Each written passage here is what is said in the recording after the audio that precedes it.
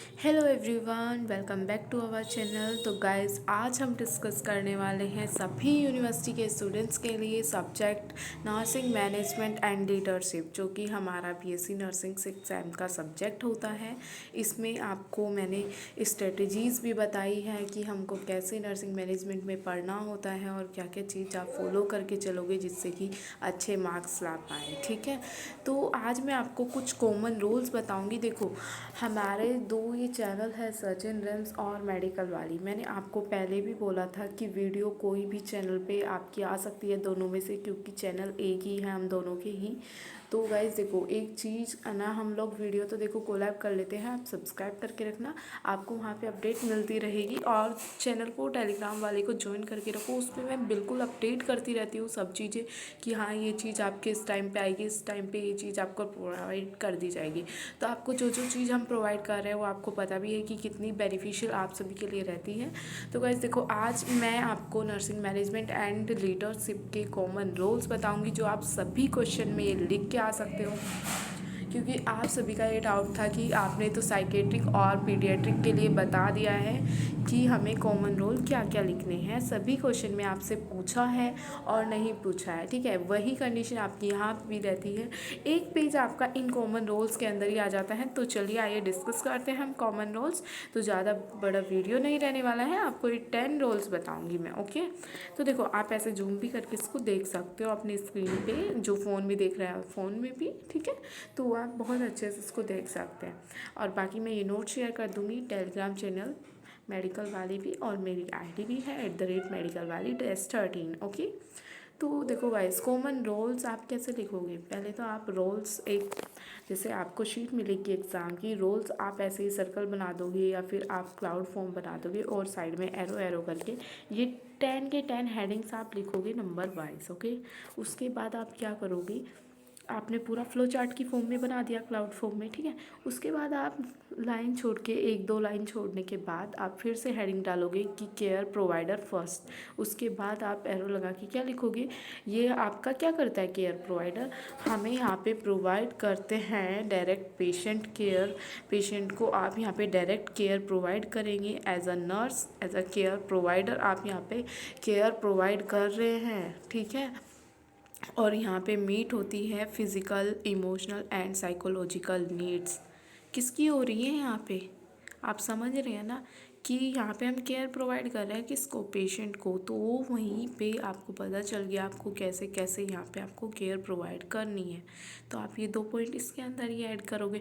फिर सेकंड आपकी जो हेडिंग रहने वाली होती है वो होगी आपकी मैनेजर, जिसमें हमें मैनेज करना होता है वार्ड को, या फिर आपकी यूनिट की जो भी एक्टिविटीज़ होती है वार्ड के अंदर, वो सारी चीज़ें आपको मैनेज करके रखना है। वहाँ पे आप नर्स तो हो ही, लेकिन एज अ मैनेजर आपको वहाँ पे वर्क करोगे, ठीक है, हॉस्पिटल में आपका जो वार्ड होगा उसके अकॉर्डिंग। ओके, फिर आपका ऑर्गेनाइजेस यहाँ पे स्टाफ करना होता है, आपको resource and patient care provide करनी होती है। ओके, थर्ड आपकी हेडिंग आती है लीडर। तो इसमें क्या करेंगे हम, फर्स्ट पॉइंट गाइड करते हैं, मोटिवेट करते हैं टीम को। फिर आपका सेकंड, आप हेल्प करते हैं डिसीजन मेकिंग करने के लिए एज अ नर्स। ओके, किसको कर रहे हैं आप हेल्प, पेशेंट को या फिर पेशेंट की फैमिली को। काफ़ी सारी चीज़ें आपको, ये है कि मैनेजमेंट में तो आपको मैनेज ही करनी है सारी चीज़ें। ओके, तो ये इतना ये नहीं है कि आप इसको ये सोच के चलोगी कि हमारे तो 18 यूनिट्स हैं 6 सेम के अंदर, तो इसको पूरा हवा बना के चल रहे हो, तो ऐसे काम नहीं चलता है। तो इसको बहुत लाइटली भी मत लेना। लेकिन सब्जेक्ट अपने आप में, जैसे नर्सिंग एजुकेशन को हम बोलते थे कि हाँ बहुत बोरिंग सब्जेक्ट है, लेकिन अगर पढ़ाने वाला टीचर इंटरेस्टिंग आपको अच्छी तरीके से पढ़ा रहा है ना, तो आप बहुत अच्छे मार्क्स को मिल सकते हैं इसमें, ठीक है। तो सेम वही आपका मैं मैनेजमेंट के लिए बोलूँगी, बोरिंग है बट इंटरेस्टिंग भी है। उसके लिए आपको खुद से, कॉलेज में नहीं पढ़ाया जा रहा, खुद से पढ़ो। ओके, फिर आपका आता है फोर्थ हेडिंग कम्युनिकेटर, जिसमें आपको मेंटेन करना होता है कम्युनिकेशन को with doctors, patient and staff. Okay, second आपका शेयर करनी होती है हमको यहाँ पे इंफॉर्मेशन क्लियरली। देन हमारा फिफ्थ हेडिंग आता है कोऑर्डिनेटर, यहाँ पे कोऑर्डिनेट करना होता है हमको विद डिफरेंट डिपार्टमेंट्स। सेकंड आपको एंश्योर करना होता है smooth patient care. Okay, sixth heading heading आती है हमारी सुपरवाइज़र। आप मतलब किस चीज़ की निगरानी जैसे आपको वहाँ पे रखनी है, जैसे आप सुपरवाइज़ करेंगे जूनियर स्टाफ को एंड स्टूडेंट्स को।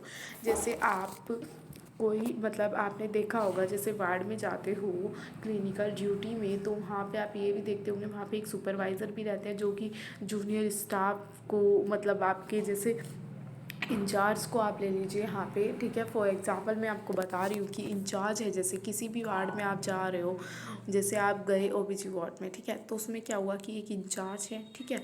उसके बाद आपके वहाँ पे काफ़ी सारी आपने देखा होगा कि नर्सेज वर्क कर रही है, उसके बाद बीएससी नर्सिंग के स्टूडेंट्स भी हैं, जीएनएम के स्टूडेंट्स भी हैं, तो सबको मतलब यहाँ पे सुपरवाइज़ करेंगी। कौन करेंगी? सुपरवाइज़र, यानी कि इंचार्ज आपकी कर रही है, ठीक है। फिर मॉनिटर करते हैं हम यहाँ पे क्वालिटी ऑफ वर्क को। नेक्स्ट हमारा 7th आता है एजुकेटर। एजुकेटर में आपका जो एजुकेटर हेडिंग है, इसमें आप क्या करोगे? फर्स्ट पॉइंट, प्रोवाइड करनी होती है हमको यहाँ पे health education to patients and families. Patient को भी यहाँ पे हेल्थ एजुकेशन प्रोवाइड करोगे और फैमिली को भी पेशेंट की। देन आप इसमें ट्रेन करते हैं स्टाफ को भी और स्टूडेंट को भी, ठीक है। 8th आपकी हेडिंग आती है डिसीजन मेकर, जिसमें हम क्विक एंड इफ़ेक्टिव डिसीज़न लेते हैं और हम सेकेंडली क्या करते हैं, एक्ट मतलब आप एक्शन लेते हैं एमरजेंसी के टाइम पे। देखो आपको पता है कि इमरजेंसी के टाइम पे अगर आप ऐसे ही बैठे रहोगे तो बहुत सारी कंडीशन बहुत ज़्यादा क्रिटिकल हो जाती है, ठीक है। तो वहाँ पे एक्शन लेना भी बहुत ज़्यादा मैंडेटरी आप मान के चलिए उसमें, ओके। फिर आपका आता है 9th हेडिंग एडवोकेट, जिसमें हम प्रोटेक्ट करते हैं पेशेंट राइट को। सेकंड, हम सपोर्ट करते हैं पेशेंट नीड्स को एंड प्रेफरेंसेस को। 10th हमारी हेडिंग आती है रिसर्चर, तो हम आप पे एज ए रिसर्चर भी वर्क करते हैं। जैसे आपका कहाँ पे मैं बता रही हूँ, हॉस्पिटल वगैरह में या फिर आपके जो कॉलेजेस हैं मेडिकल कॉलेजेस, उसमें आप क्या करेंगे कि एज ए रिसर्चर भी वर्क करोगे। यूज़ करते हैं हम वहाँ पे एविडेंस बेस्ड प्रैक्टिस को और इम्प्रूव करते हैं क्वालिटी ऑफ केयर को। तो गाइस देखो मैंने आपको कॉमन रोल्स बता दिए हैं मैनेजमेंट एंड लीडरशिप के अंदर। तो nursing management and leadership subject भले ही बोरिंग है, बट उसमें भी कुछ पॉइंट्स ऐसे हैं जो कि आप सभी क्वेश्चन के अंदर ऐड कर सकते हैं। तो वही चीज़ मैंने आपको बता दी है, आपसे पूछा हो या ना पूछा हो, ठीक है। बार बार बोल रही हूँ, कॉमन रोल्स बिल्कुल लिख के आने हैं एग्ज़ाम में, कोई भी स्किप नहीं करके जाएगा इसको। और ये पूरी वीडियो आई होप आपको समझ भी आ गई हो। तो चैनल को ज्वाइन कर लेना, टेलीग्राम पे मैं शेयर कर दूँगी आफ्टर दिस लेक्चर अपलोडिंग। तो फिर मैं आपको क्या करूँगी, जो ये लेक्चर अपलोड हो जाएगा तो मैं आपको ये पूरा का पूरा आपको शेयर करूँगी। बल्कि आपका मुझे देखो ध्यान नहीं रहा था, मेरा भी काफ़ी ज़्यादा हेक्टिक शेड्यूल हो गया है, तो मैं भी आपको शेयर कर दूँगी। कल वाले जो रोल मैंने बताए थे पीडिया और साइकेट्रिक के, और आज मैनेजमेंट के भी, तो तीनों सब्जेक्ट के आज ही शेयर कर दूँगी, ओके। तो इस चीज़ की आप टेंशन मत लेना कि कहाँ से हमको ये वाले नोट्स प्रोवाइड होंगे। तो देखो वीडियो इसलिए बनाई है कि जिससे कि आपको ये क्लियर हो पाए। लिखे हुए तो देखो आपकी बुक में भी मिल जाएंगे या कहीं से भी आप ऑनलाइन, आपके पास काफ़ी सारे सोर्सेज होते हैं जो कि आप कर सकते हो, ठीक है। तो गाइज़ आई होप आपको ये वीडियो अच्छी लगी हो, तो वीडियो को लाइक कर देना। देखो गाइज़ मैं अपने बहुत ज़्यादा बिजी शेड्यूल के अंदर से आपके लिए टाइम निकाल के वीडियो बनाती भी हूँ, तो इसलिए वीडियो को लाइक भी कर दिया करो। और गाइज़ अपने फ्रेंड्स के साथ ज़रूर शेयर करिएगा, उनकी भी हेल्प होगी। और चैनल को सब्सक्राइब कर लेना for upcoming lecture. Thanks for watching this video guys.